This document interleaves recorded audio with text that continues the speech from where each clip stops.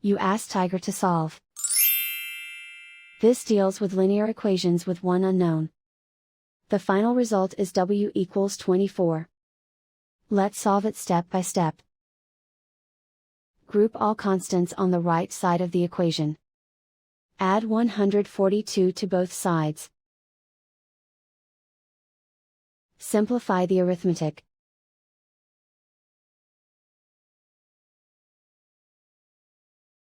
Isolate the w. Divide both sides by 8. Simplify the fraction. Find the greatest common factor of the numerator and denominator. Factor out and cancel the greatest common factor. And so the final result is w equals 24.